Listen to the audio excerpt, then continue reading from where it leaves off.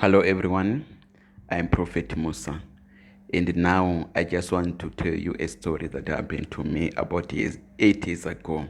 It's deeply a spiritual story. I don't understand everything about what happened and why it happened that way, but what I know is that if I share the information I have, it will never fail to find one or two people who can resonate with it, or who can understand it, or who have got similar experiences that they don't understand, or they are looking for explanations as well. What I would want to encourage you, Christians, spiritual people, and whether Muslims, Buddhisms, or those who believe in Buddha or what, is that let's share the information that we have so that we come to a collective understanding. One way or another, we can always help one another to grow in this spiritual warfare, or the spiritual graph. So what happened in that 8 years ago was that, first of all, let me begin by saying my parents, they are deeply into occultism. They go to these traditional healers. I'm from Africa, by the way. They go to traditional healers where they are given power, and they try, to control people spiritually. So what I know specifically is that my father wanted to kill me, or maybe even up to now, maybe he still wants to do it through spiritual means, of course. But being a prophet, I've known about this for years. I even told him to his face that I know about his plans, but he'll just pretend as if I'm someone who's acting as if I'm possessed. But he is one of the leaders, like one of the grandmasters in the spiritual realm. So during that time, I was sick, and there was some form of sickness, and I'm even sure that he was even behind it. So in that sickness, to a large extent, I can say that I died, like, to die physically. So when I die now, remember, when you die, your body is the one that died, but your spirit, your soul, whichever way you want to call it, remains alive and continue to exist. So I entered into this realm, or I went to another world. So in this world that I went to, there were a group of people who were there.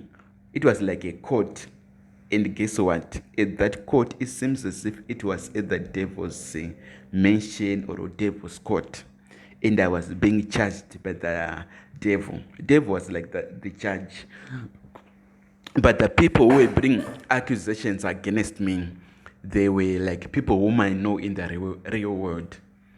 And their main accusation against me, it was not about me preaching, because really I never preach, or me praying. I would always pray all the time, but it wasn't really about that. Their major accusation was that I was a virgin. Believe me, brethren, they were very angry, like they wanted to tear me into a million pieces, simply because I made a vow to myself that I will never ever have sex until I get married. So their reason was that, why is he remaining a virgin? He must die because he is a virgin. And during that same time, let me off track a bit, I even saw like sacrifices that were made to the devil, and the people whom were being sacrificed were virgins. So these people now, seems like they were having so many issues, that they could not really speak out. But the major one is that, that I really heard, that was more like the icing on top. What the fact was that I was a virgin, and they were angry, like, how can you be a virgin?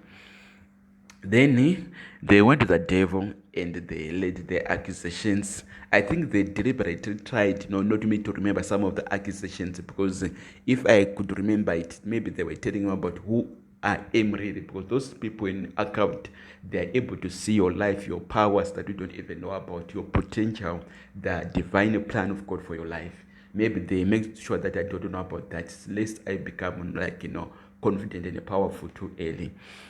So what happens is that I went to the devil, and the devil said, he asked these people, what do you want to do with him? They said he must die. How can he be a virgin? Like, they were angry. Then the devil said, okay, if you want him to die, then I'm going to give him the death sentence. And the people were happy. But however, I said, is there anyone who would want to appeal on his behalf?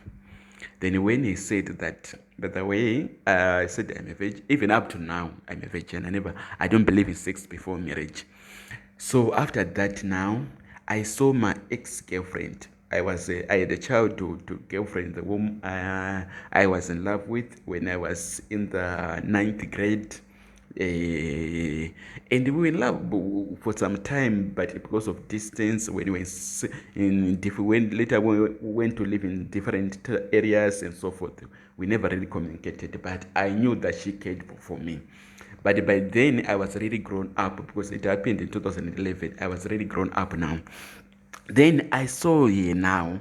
She was going through the appealing process from the people who were down at the bottom, and she was being referred to the next stage. After that, she was being referred to the next stage. I think she went through different 5 levels. Then just before the second from last stage, because she had to go and face the devil and make an appeal on my behalf.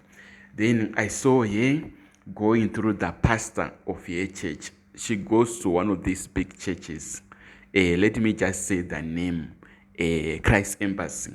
Some of you, especially from Africa, you know about Christ Embassy. And I saw her going to Pastor Chris to appeal on my behalf. Then Pastor Chris allowed her now to come and speak to the devil. Then when she came to the devil, she asked for mercy that, okay, I know he's still a virgin, but can you forgive him? And that is how I was let go. The devil just said, it's okay, you can take him, he can leave. After that, I woke up in real life, and I could feel as if I was just being bound, like the next everything seemed like I was being like, there was a pressing machine that was trying to squash me. But after that, it just went off, and I was free again. So that is what happened, brethren. So the reason why I'm telling you this, I had never really told anyone in my life about this, because I know some of these issues, they are really hard for people to believe or to comprehend. But what I know now is, in this world, maybe I'm beginning to suspect we are here to have a personal fight with the devil. And for you to leave this world, I know the reincarnation is real. I many times I saw the vision of my soul. I'm already an old soul that is wrinkled, maybe around 99 years, and to some extent it may be 99 lifetimes that I've lived. I know the reincarnation is real, and maybe the reason why people are being reincarnated is that we are failing to defeat the devil. Solomon says it all, that there is nothing new under the sun. Even what we don't know, there are some generations that came before us who knew about those things. I know you mean that means all technology. There is no new technology. There is no new knowledge.